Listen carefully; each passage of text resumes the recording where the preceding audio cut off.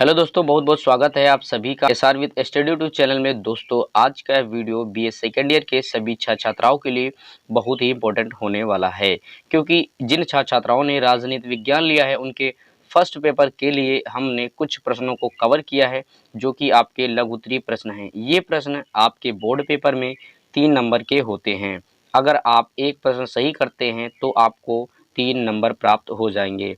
तो इसके लिए आपको वीडियो को लास्ट तक देखना है, और चैनल पर नए हैं तो चैनल को सब्सक्राइब कर लेना है और बेल आइकन को ज़रूर ऑन कर लेना है, क्योंकि मैं ऐसे ही बीए से रिलेटेड इस चैनल पर वीडियो डेली अपलोड करता रहता हूं। तो चलिए पहला प्रश्न देख लेते हैं। ये आपके जो प्रश्न हमने कवर किए हैं, आपके एक ही पार्ट से हमने कवर किए हैं, क्योंकि इसमें से अगर आप सारे तैयार कर लेते हैं तो आपका एक ना एक प्रश्न आपके बोर्ड में ज़रूर आएगा। तो इसके लिए आपको वीडियो को लास्ट तक ज़रूर देख लेना है। तो चलिए पहला प्रश्न जो है आपसे पूछ रहा है कि प्राचीन भारत की विभिन्न शासन प्रणालियों पर संक्षेप में प्रकाश डालिए। तो सबसे पहले आपको उत्तर डाल देना, ठीक है।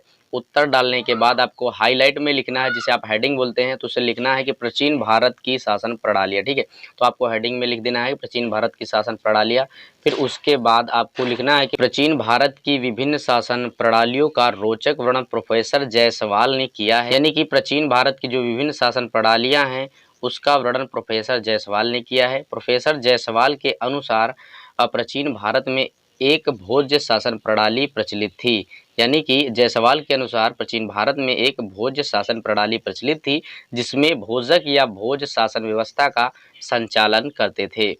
एक अन्य रूप स्वराज शासन प्रणाली का था, जिसमें शासक, जिसे स्वराष्ट्र कहा जाता था, समान लोगों में से ही निर्वाचित होकर उनका नेतृत्व करता था। शासन का तीसरा रूप वह राज्य शासन प्रणाली था। यानी कि शासन का जो तीसरा रूप था वह वह राज्य शासन प्रणाली था, ठीक है।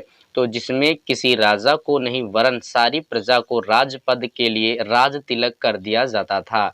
चौथा रूप राष्ट्रीय शासन प्रणाली का था, ठीक है। इसमें जो बता रहा है कि आपका जो तीसरा रूप था वह वैराज्य शासन प्रणाली का था, जिसमें किसी राजा को ही नहीं वरन सारी प्रजा को राजपद के लिए राज तिलक कर दिया जाता था। तो चौथा रूप जो था वह राष्ट्रीय शासन प्रणाली का था। तो ये था आपका पहले प्रश्न का उत्तर। तो आपको ऐसे ही आसानी से अच्छे सुंदर वर्डों में आपको लिख देना है। अगर आप ये पूरा क्लियरली सही लिख देते हैं तो आपके 3 नंबर प्राप्त हो जाएंगे, ठीक है। तो चलिए दूसरा प्रश्न देख लेते हैं। आपका जो दूसरा प्रश्न पूछ रहा है कि प्राचीन भारतीय राजनीतिक विचारधाराओं पर संक्षिप्त टिप्पणी कीजिए। तो आपको सिंपल सा उत्तर डालना है। उत्तर डालने के बाद हेडिंग यानी कि हाईलाइट करना है, प्राचीन भारतीय राजनीतिक विचारधाराएं, ऐसे में आपको हेडिंग डाल देना है। और उसके पश्चात आपको लिखना है कि प्राचीन भारत में प्रमुख रूप से 3 राजनीतिक विचारधाराएं प्रचलित हैं। यानी कि प्राचीन भारत में जो प्रमुख रूप से 3 राजनीतिक विचारधाराएं प्रचलित हैं। प्रथम है धर्म प्रधान विचारधारा, जिसका प्रतिपादन आचार्य मनु द्वारा किया गया था। मनु ने राजनीति शास्त्र के जिन सिद्धांतों का प्रतिपादन किया और उनसे प्रभावित होकर अन्य स्मृतिकारों ने जो रचनाएं की, उन सभी को एक विचारधारा के अंतर्गत रखा जाता था। यानी कि जो पहली विचारधारा थी उसका प्रतिपादन आचार्य मनु ने किया था। जी राजनीतिक शास्त्र जिन सिद्धांतों का प्रतिपादन किया उसे प्रभावित होकर स्मृतिकारों ने रचनाएं की, ठीक है, और उनकी सभी विचारधाराएं के अंतर्गत रखा जाता था।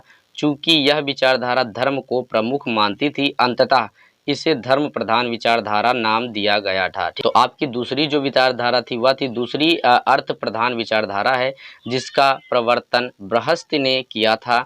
कौटिल्य के अर्थशास्त्र को भी इस विचारधारा में शामिल किया जाता है। यह विचारधारा अर्थ को ही प्रधानता देती है, ठीक है। यह आपकी दूसरी विचारधारा है। और आपकी तीसरी जो विचारधारा है वह है आपका दंड प्रधान।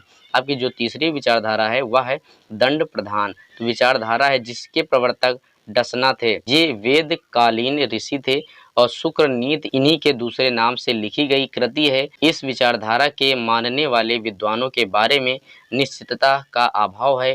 केवल यही कहा जाता है कि शुक्र इस विचारधारा के प्रवर्तक एक मुख्य विचारक थे। तो ये था आपका दूसरे का उत्तर, जो कि आपके लिए बहुत इंपॉर्टेंट है। तो ऐसे ही आपको आसानी से क्लियरली सुंदर वर्डों में इसे भी लिखना है, अगर आपके बोर्ड पेपर में आता है तो, ठीक है।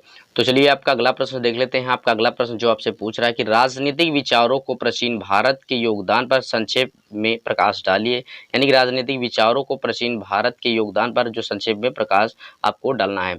तो आपको सिंपल सा उत्तर डालना है, और उत्तर डालने के बाद हाईलाइट यानी कि हेडिंग में आपको लिखना है कि राजनीतिक विचारों को प्राचीन भारत का योगदान। ठीक है, सिंपल सा आपको हेडिंग में यही लिख देना है। और उसके बाद आपको लिखना है कि राजनीतिक विचारों एवं संस्थाओं को प्राचीन भारत की देन बहुमूल्य है। राजशास्त्र एवं शासन कला को प्राचीन भारत ने अनेक ऊंचे आदर्श तथा प्रशासन संबंधी सिद्धांत दिए हैं, जैसे धर्म पर आधारित राजनीति, राजा एवं दंड का महत्व, राज्य की उत्पत्ति एवं स्वरूप के संबंध में सिद्धांत, राज्य का सत्तांग एंड सिद्धांत एंड राजा के दायित्व का सिद्धांत, लोक हितकारी राज्य का सिद्धांत, साड़गुण तथा स्वशासन की संस्थाएं, उच्च स्तरीय न्याय प्रशासन, नियोजित कर व्यवस्था एंड अंतर्राज्यीय संबंधों के क्षेत्र में महत्वपूर्ण एक सफल राजनीतिक सिद्धांत एंड षड्यंत्र सिद्धांत, मंडल सिद्धांत व नीति के 4 उपाय। इन सभी बातों को हम प्राचीन भारतीय राजनीति के स्थायी तत्व भी मानते हैं,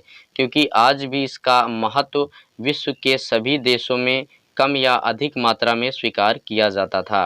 तो ये थे आपके राजनीतिक विचारों के प्राचीन भारत के योगदान में सिद्धांत। तो आपको सिंपल सा ऐसे ही आपको सुंदर वर्डों में आपको इसका भी उत्तर लिखना है। ठीक है, तो आपका अगला प्रश्न है और आपकी वीडियो का लास्ट प्रश्न है कि महाभारत में वर्णित राजनीतिक सिद्धांतों की समीक्षा प्रस्तुत कीजिए।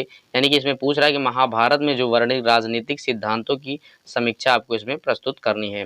तो सिंपल सा इसमें आपको उत्तर डालना है। ठीक है, उत्तर डालने के बाद आपको लिखना है कि महाभारत में वर्णित राजनीतिक सिद्धांत राज्य में सबसे पहले व्यवस्थागत राज्य को चलाने हेतु आदर्शगत नीति को ही मार्गदर्शन मानते थे, अर्थात आदर्शगत मार्गदर्शन ही राजनीतिक विचारधारा थी, जिसका परिपालन जहां राजा को ही करना होता था, वहीं प्रजा को भी आदर्शात्मक अनुशासन से संबंध होना था। महाभारत में आदर्शात्मक व्यवस्था को भी काल्पनिक नहीं कहा गया और ना ही उसे व्यवहार से अलग समझा गया। इसकी मूल वजह यह थी क्योंकि आखिरकार राज्य की व्यवस्था की आवश्यकता इसलिए आवश्यक समझी गई क्योंकि इससे एक न्यायगत जन कल्याणकारी व्यवस्था को निर्मित करके राज्य का संचालन किया जा सके, अर्थात जहां राजा और राज्य का मार्गदर्शन कोई निरंकुश व्यवस्था के संबंधित नहीं था, अपितु यहाँ पर जो भी व्यवस्था का स्वरूप था वह जन कल्याणकारी व्यवस्था थी।